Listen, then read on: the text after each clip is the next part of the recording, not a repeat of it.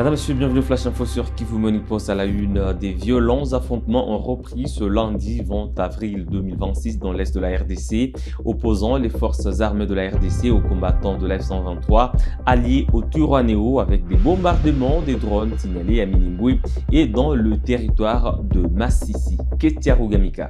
Des combats violents sont de nouveau signalés ce lundi 20 avril 2026 dans l'est de la République démocratique du Congo entre le combattant de l'AFC-M23 allié au Twirwaneho et l'armée congolaise appuyée par le milice Wazalendo et l'armée burundaise.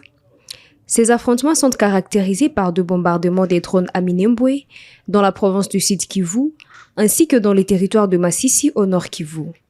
À partir de 3 heures passées de 15 minutes et jusqu'à présent, les forces coalisées du régime de Kinshasa pilonnent sans relâche la zone densement peuplée des Mikenke, à Minembwe, au moyen des drones kamikazes, a déclaré Lawrence Kanyuka, porte-parole de l'AFC-M23. D'autres combats sont signalés à Mitimingi, dans les territoires de Masisi. L'AFC-M23 accuse l'armée et ses alliés d'avoir attaqué ses positions.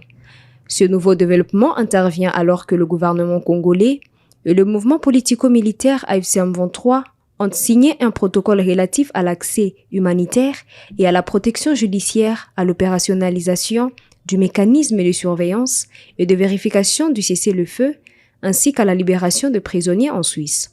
Les résultats des négociations en Suisse ont été salués par les États-Unis, la MONUSCO, la Suisse et les Qatar. À Goma, la 38e édition du championnat provincial de football du Nord Kivu a été officiellement lancée par Alice Mukamucho Banyange, conseillère du gouverneur en charge des sports, de la jeunesse, des loisirs, de la culture et des arts. Lors de cette cérémonie, il a salué l'engagement des équipes participantes et souligné l'importance du sport comme vecteur des cohésions sociales et d'encadrement de la jeunesse dans la province. Reportage. Lancement de la 38e édition du championnat provincial de football du Nord Kivu. La 38e édition du championnat provincial de football du Nord Kivu, saison 2025-2026, a été officiellement lancée ce dimanche 19 avril 2026 au stade de l'unité de Goma. La cérémonie d'ouverture a été présidée par la conseillère du gouverneur de province du Nord Kivu en charge des sports, jeunesse, loisirs, culture et arts, Madame Alice Mukamucho Banyange, qui a représenté le gouverneur de province du Nord Kivu, Bahati Musanga Erasto. Pour cette première journée, l'OC Cœur des Lions du territoire de Rutshuru s'est imposé face au TP Sake du territoire de Masisi sur le score de 1-0. L'unique réalisation de la rencontre est intervenue en seconde période. À l'issue du match, le coach de l'OC Cœur des Lions, Mohima Serge, s'est dit satisfait de la prestation de son équipe. Je suis satisfait par rapport à la victoire d'aujourd'hui parce que ça va nous relancer à la compétition. L'objectif, c'est se qualifier d'abord à la phase finale du championnat provincial. De son côté, l'entraîneur du TP Sake du territoire de Masisi a reconnu la défaite. Tout en saluant les efforts de ses joueurs, ce dernier a promis de corriger les erreurs lors des prochaines rencontres. Coach Germain, actuellement je suis dans TP Sake. Pour perdre d'abord, c'est parmi les résultats du football. Donc c'est logique parce que aussi c'est la première journée. Par rapport aux premières journées, nous voyons maintenant la lourdeur aussi de la compétition. L'équipe n'a pas démérité parce qu'elle n'a pas joué, mais l'équipe a joué. Parce qu'il y a avoir un score de 1-0 par rapport à Cœur des Lions, je peux dire que l'équipe s'est mieux comportée. Mais il y avait eu certaines failles, surtout, je peux dire, les failles physiques qu'on a observées. Et là, ça va nous permettre aussi à la prochaine de travailler parce qu'on a match le mercredi. Nous sommes obligés, dans les 2 jours, de travailler ces petits problèmes-là pour qu'on puisse avoir les... Nous restons dans l'est de la RDC, dans la province de l'Ituri. Un pas important vers l'apaisement vient d'être franchi à Bukiringi, dans le territoire d'Irumu. Les chefferies de Walendu, Bindi et des Bahema Mitego ont repris le dialogue lors d'une rencontre centrée sur la paix, la cohabitation pacifique et la clarification des rumeurs liées aux questions foncières. Reportage.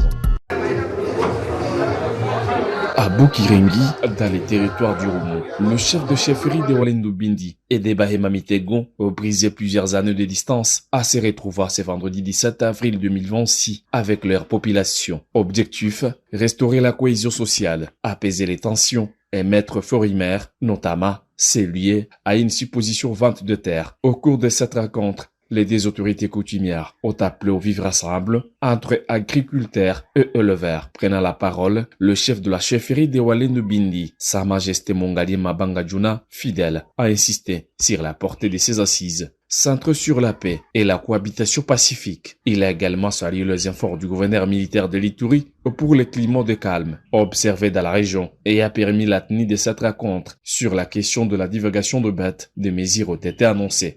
Initiative et à chef de la chefferie Walendu Bindi sur l'autorisation de l'administration du territoire du Roumo du renforcer cohabitation pacifique et cohésion sociale ndio rakotrele ilibakia. Enye alitupreokipe sana katikati ya community mbili ilikuwa maneno ya kutokutembeleana, apietement ya limite administratif, envahissement aussi ya mwingine ya Walendu Bindi par les troupeaux de bêtes. Njo alitutuma sasa tukutane na mwenzangu kolege ya Bahema Mitego kwa kutengeneza dans dit et bonne forme ndani ya uhusiano bora ila matakataka yeyote. De ce côté, le chef de la chefferie de Bahema Mitego, Sa Majesté Rutahabai Banda Kituku, a salué cette initiative, affirmant que le moment est venu de renforcer la cohabitation pacifique entre les deux communautés, rappelant les liens historiques qui unissent ces peuples. Il a rappelé à la sensibilisation de toutes les populations en fait d'éviter les conflits fonciers. Nafurahi sana kuwapela chef de chefferie Walendu Bindi kwa kuniita hapa yenye image yenye nilikuwa ninazani nitakuta, lakini ninakuta usalama. Kwa kweli mie personnellement na population yangu tunafurahi kwa kei na msemo yenye ilipitika kwa ile mkutano, na tunaomba gouvernement provincial tuapuye kwa wakati kama tunapata muda kwenda kuona malimite administratif na piste zingine, gouvernement provincial tuakompanye pamoja na ate tuanze kutembeleana na tuoneshane. Il est à signaler que ces échanges ont pris une fait exceptionnelle de la fraternité avec un bon acte d'engagement mutuel. À Lukuni, sur la route de Likasi, dans le Haut-Katanga, le centre d'hébergement pour enfants à rupture familiale tombe en ruine. Les bâtiments se dégradent, les locaux restent vides et aucun entretien n'est assuré. Les enfants encore présents vivent dans des conditions précaires, sans encadrement ni prise en charge adéquate. Reportage.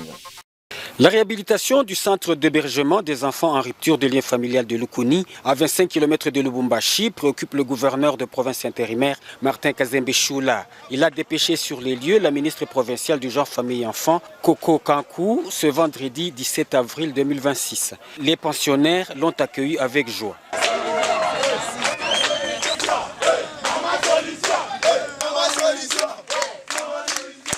Après l'accueil par l'intendant, la ministre provinciale du genre famille et enfants a entamé la visite par la visite de la salle de cinéma, la borne fontaine qui ne fournit plus d'eau puisque la foudre a causé un court-circuit électrique. Coco Lukengu a visité l'intendance où sont gardés les vivres et les bancs de la salle de cinéma, l'ancien terrain de football, les salles de cours, les dortoirs, le bureau du superviseur et le secrétariat. Le constat est amer car ces infrastructures ont été pillées par les anciens finalistes qui réclamaient leur insertion dans la société. La visite finie, la ministre provinciale du genre famille et enfants, Coco Kankou, a accordé la parole à deux enfants pour présenter les difficultés rencontrées.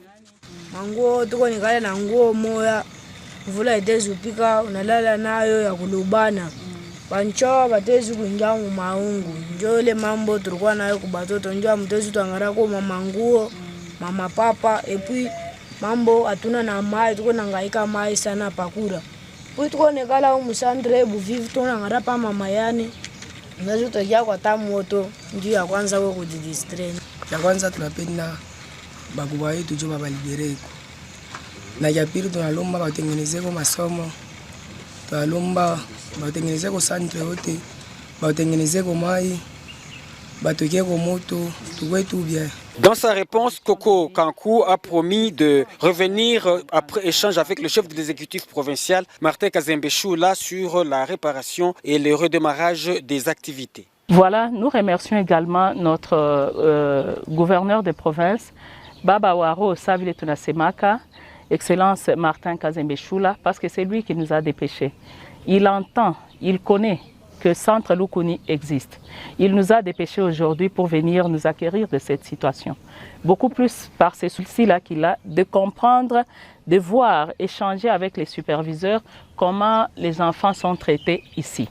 Chose qui est faite. Le gouverneur intérimaire Martin Kazembe Choula a un regard fixé sur la résolution des problèmes des enfants en rupture de lien familial afin de les réinsérer dans la société. Madame et messieurs, voilà qui met un terme au Flash Info de ce lundi 20 avril 2026 sur Kivu Morning Post. Merci à vous de l'avoir suivi de bien à la fin. On se fixe un nouveau rendez-vous d'actualité d'ici et là. Portez-vous bien.